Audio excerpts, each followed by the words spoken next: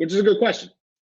Kenny Pickett, Malik Willis. I think we've gotten past the whole who's number one, who's number two. And I think the conversation should just turn to, are either of them going to be available at 20? Because a week ago, we felt way better about that. Yeah, I mean, I think common sense told you that Malik was going to show out at the Senior Bowl for a couple of reasons. For one, Malik's the most athletically talented of this quarterback group. It's a really bad quarterback class, but he's the one like toolsy kind of prospect that's really out there that has the incredibly high upside. I mean, Malik has top 8 quarterback in the NFL upside. I mean, I think that's for sure. He has really good mobility. Did you say top 8? Yeah. So I have this theory that there's like 8 quarterbacks that are going to basically elevate other people. And then I think after that, like 8 mark is when you get into like the Matt Stafford territory, to where if they're around good players, they're going to play well.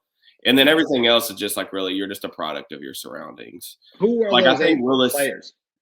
Huh? Who are those 8 players? Just real quick. I won't dive into them, but who are those 8 players? Like, I would say like the Mahomes, Rodgers, Deshaun. I don't know if I'd put Kyler in that category. I definitely believe in Herbert. I think you could throw, I guess. I mean, Burrow, I think this postseason run has been incredibly lucky, but I still think you've got to put him probably in that fringe category. Brady just retired, but I still am a believer that like he could have done it. I mean, just because he's always done it. Guys like that. I think you got to have like the type of talent to elevate others and overcome like deficiencies on like your team. And I think Malik has that. I don't believe Kenny Pickett has that. And we're talking about ceilings. Like I think Pickett has the higher floor and the less bust potential, but I think Malik has legitimately higher upside. And if I'm taking a quarterback ever, I'm always going to take big swings for upside for me personally, because I don't think we're having the Jimmy G conversation. And I think Kenny Pickett's more like both in play style and in terms of like career trajectory, maybe like a Derek Carr, like to where he's going to probably be a 15-ish best quarterback in the league at his absolute peak, and he's going to be good. But after like 4 or 5 years, after you have to start paying him non-rookie salary money, I think you're always going to be like, man, I wish we had a little bit more than what we've got right now. Like, I wish he was a little bit better. I wish he could elevate others just a little more to take us over the hump. I just don't see that type of upside with Pickett. Now, with Willis, I mean, you fix the lower body mechanics and, you know, fixes some of his issues like dropping his head when he's scrambling and some of the accuracy issues, trajectory issues that he's kind of had on tape the last 2 years at Liberty. You're going to have yourself a special, special player. Like, Josh Allen's another guy that I definitely, I'm getting. Yeah, I didn't think about Josh Allen, but you're right. But definitely Josh Allen. But like those type of players, like I think Malik has the potential to potentially be in that category. Yeah, I agree. I think Malik, especially this side, like you did more diving into Malik Willis before the Senior Bowl than I did. I knew who Kenny Pickett was. I've always compared Pickett to, I don't know. Like I feel like a lot of people get upset when you compare anybody to Baker Mayfield, but I think Baker Mayfield's a good quarterback who doesn't really have a huge ceiling. And I think that's who Kenny Pickett is. He's a guy that can immediately come in. He's got a really good attitude. He's got like that leader mentality, and he's going to make some cool things happen and rally a team. But at the same time, I just don't think that he's coming in here to win a Super Bowl on his own.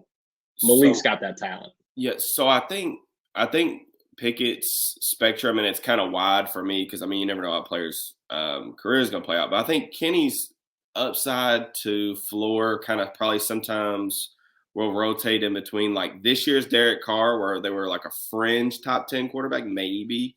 And then Minnesota, Teddy Bridgewater, both in play style and like ceiling to floor. I think that's probably what you're going to get for Kenny Pickett. That is, and it's not. I know Steelers fans. There's a lot of Pitt fans that have been on my case about that. But I don't see it, man. I don't see like high upside or top tier upper echelon starter with Kenny Pickett. I just don't.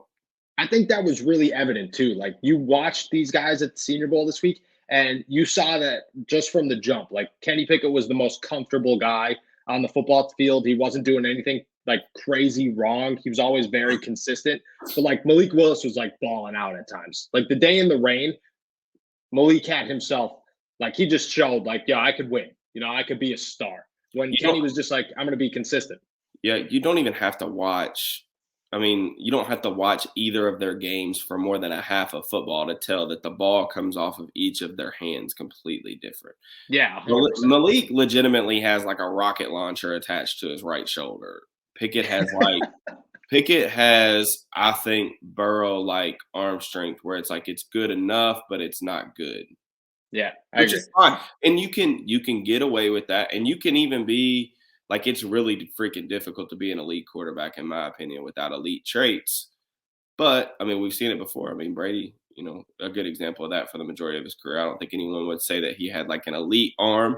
But again, you're betting on like historical outliers. Like if it's me, like I said, I'm always going to take big swings at quarterback. I want the high upside guys because if they bust, I mean, it's all the same. You're looking for a new quarterback anyway.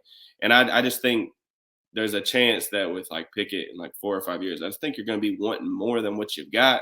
And you're going to be in the same boat as if you take Malik and you can't develop him. Do you think that either of them are going to be there at 20? Doesn't sound like it. I mean, I do really believe that the Steelers are infatuated with both of them. The Pickett thing, I mean, I think they like – if I had to pick like 3 quarterbacks that I think they would take, it's those 2 and Sam Howell. I think the Howell thing is really interesting to me. Howell looked terrible this week. Yeah, and Colbert saw him multiple times through the season. There might be some value with Howell if he slips into the second round. I think the Steelers might pull the trigger if Malik and Kenny are both gone in the first. I don't know if they're going to be there in 20. I mean, there's reports out there. Of course, it's draft season, so every team other than the Steelers uses smoke screens. So, like, Carolina's infatuation with Kenny, is that real? I mean, they pick at 8. I can't imagine trading up for a quarterback in this class after they didn't trade up for Justin Fields when he was, like free falling last year is going to send me over the edge personally. But if they do it, at least do it for Malik, because if you hit and you think he's the guy, elite quarterbacks that elevate others around him. We just saw it with Ben Roethlisberger for 2 decades. Like, those guys are worth their weight in gold. So if you get it and you hit, it's worth it. Nobody's ever going to complain about the trade up. But you've got to be really freaking confident, because that's a big gamble, because it's going to cost you. I mean, if they move up even from like 20 to 10, it's going to cost you another first-round pick next year. Yeah, no doubt. And I mean, that's the question. If another first-round pick next year, we don't know what that draft's going to look like, but there is a lot of talent coming out. You could sit at 20 and you could find a star at like a number of positions in this draft. That's how deep it is at so many positions. And you have to weigh that. You have to go, all right, do we need a star quarterback that has a high ceiling but definitely needs to develop, or can we wait around? And I think a name, you said Howell. I really don't like Howell. I agree with you that the Steelers are infatuated by him, but I just really don't like Sam Howell. Desmond Ritter's a name that, I mean, he said he was working with Jesse Palmer. I thought that was huge. He highlighted like how he's working on the lower half of his body, which I definitely liked. But like, there are names in the second and third round that you could draft and say, okay, well, this guy's not going to be a star, but I mean, there's potential there, at least some potential. And then you could use that first round pick on something else. And I even think Ritter has like, I think other than Malik, if you fixed Ritter's accuracy issues, now I really don't know how to do it. I'm going to be honest with you, because his mechanics over the course of his career at Cincinnati, I thought they got better. Like, his lower half stays more connected. They're more consistent.